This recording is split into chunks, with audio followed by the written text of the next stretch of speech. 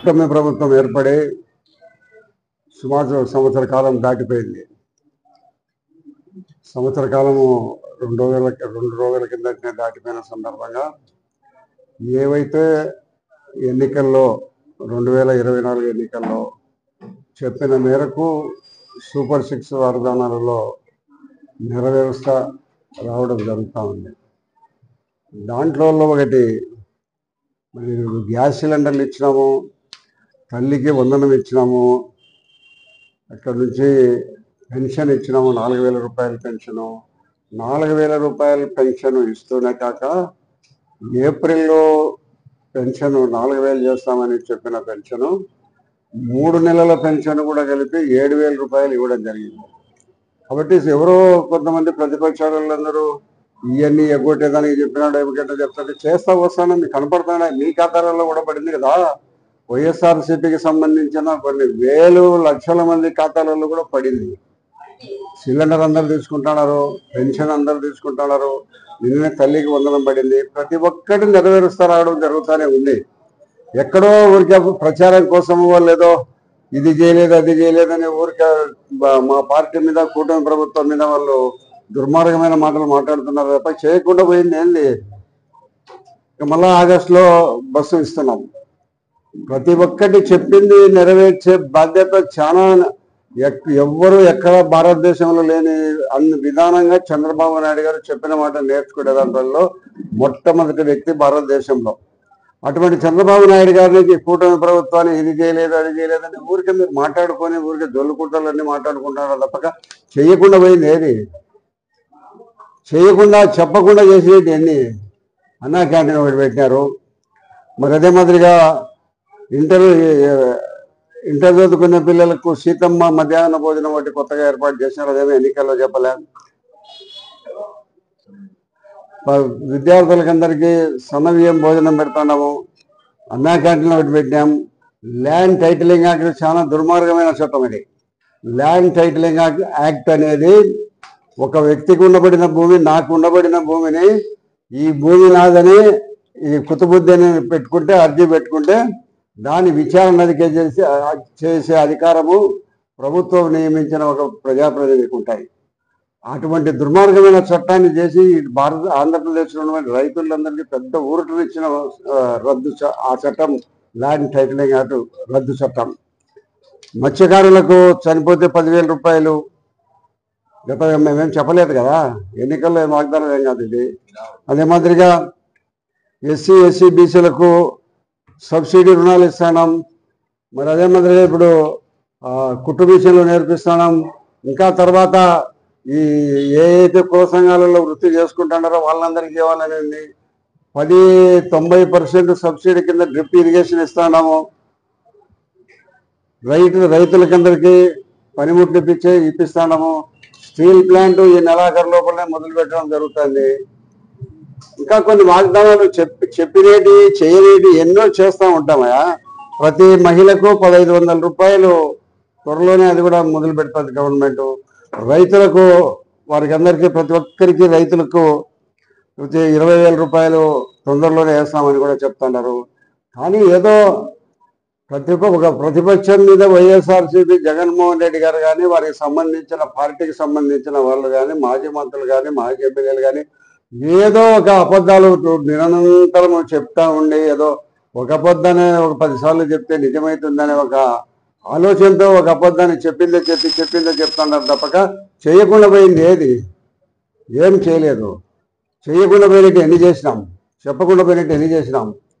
కాబట్టి మీరు ఏదో ఊరికేదో ప్రభుత్వం మీద నిరంతరము విమర్శలు చేసే ఒక పని పెట్టుకున్నారు తప్పక అన్ని 100కి 1000 రూపాయలు, అన్ని కూడా 100కి 100 రూపాయలు చెప్పిన వాగ్దానాలని తప్పక నెరవేరుస్తుంది ఈ ప్రభుత్వం. ఇది కూటమి ప్రభుత్వము ఏర్పడ్డ తర్వాత కేంద్ర ప్రభుత్వం కూడా ఆర్థిక సహాయాన్ని అందిస్తూ ఉంది. రాజధానికి డబ్బులు ఇస్తున్నారు, పోలవరానికి డబ్బులు ఇస్తున్నారు, మీకు రైల్వే జంక్షన్లకు డబ్బులు ఇస్తున్నారు, ప్రతిదానికి డబ్బులు ఇస్తాండే. దానివల్ల స్టీల్ ప్లాంట్కు అమ్మకాన్ని మొదలుపెట్టి అభివృద్ధి కోసం విశాఖపట్నంలో డబ్బులు ఇవ్వడం జరుగుతుంది. ఎన్నో చెప్పండి చేస్తా అంటే నీ ప్రభుత్వం ఏం చేసినావు? ఎన్నిసార్లు నువ్వు స్టీల్ ప్లాంట్కు ఫౌండేషన్ వేసినావు? ఎన్ని చెప్పినట్టు నువ్వు ఎగ్గొట్టినావు? నువ్వు ఎన్ని ఎగ్గొట్టినావు, ఏం చేసినావని నువ్వు చెప్తాడు. మీరు మీకంటే కొన్ని వందల రేట్లు అత్యధికమైన మెరుగైన ప్రభుత్వాన్ని మా ప్రభుత్వం చంద్రబాబు నాయుడు గారి నాయకత్వంలో మా ప్రభుత్వము కూటమి ప్రభుత్వము ఇస్తుంది.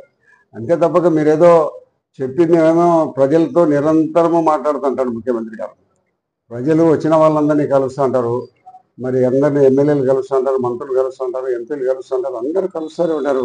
నువ్వేమన్నా ఎవరైనా ఎమ్మెల్యేని కలిసేదానికి అవకాశం కల్పించినావా?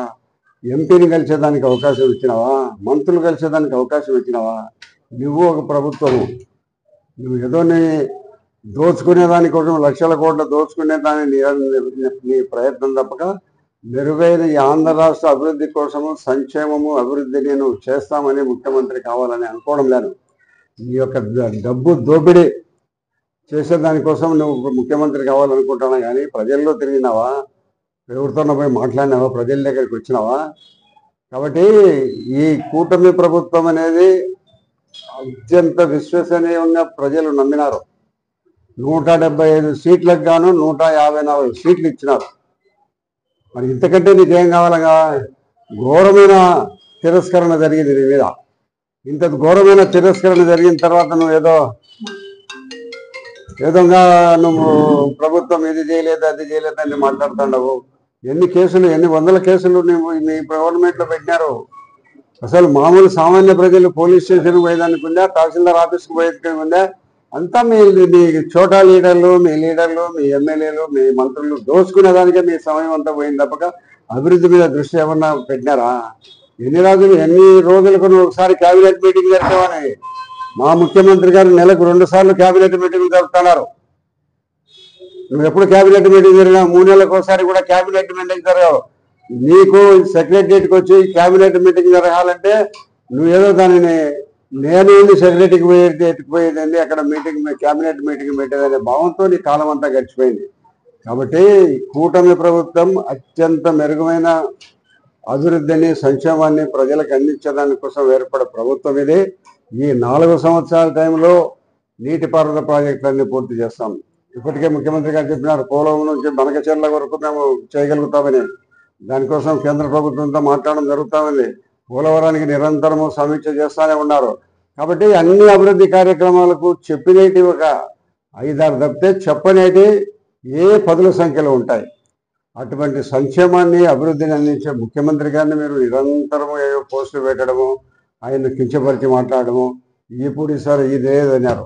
ఎన్ని వేల కోట్ల రూపాయలు ఇచ్చినారు. సీఎం రిలీఫ్ ఎంత ఇస్తున్నారు? మీ ప్రభుత్వంలో సీఎం రిలీఫ్ తినేసిన దుర్మార్గులు మీరు. పేదవానికి జబ్బు చేసుకునే వానికి ఏదో వారికి ఖర్చు పెట్టుకునే డబ్బు ప్రభుత్వం ఇచ్చే ఆనవాయితీగా వస్తుంటే ఆ డబ్బును మీరు తినేసినారు. పేపర్లలో వచ్చింది, విచారణ జరిగింది. గతంలో పైడిపాలెంలో భూములు దొంగ రిజిస్టర్లు చేయించినారు. మీరేంటి మాట్లాడేది? కాబట్టి మా ప్రభుత్వము ప్రతి ఒక్కటి కూడా చెప్పిన దాంట్లో తప్ప చెప్పని కొన్ని పదుల సంఖ్యలో చేసేదానికి ప్రభుత్వం సంసిద్ధతగా ఉంది. మేము ఎప్పుడు పోయినా ముఖ్యమంత్రి గారిని కలవాలనే పరిస్థితి పోతే మేము వస్తాను తప్పక నీ సంవత్సరాలు నీవు మంత్రులు ఎమ్మెల్యేలు నిన్ను ముఖ్యమంత్రిని జగన్మోహన్ రెడ్డిని కలిసేదాన్ని వీలు లేని పరిస్థితిలో మీ ప్రభుత్వం కొనసాగింది కదా. కాబట్టి దయచేసి మా ప్రభుత్వాన్ని గురించి మీరు మాట్లాడే హక్కు, నైతిక హక్కు మీకు లేదు.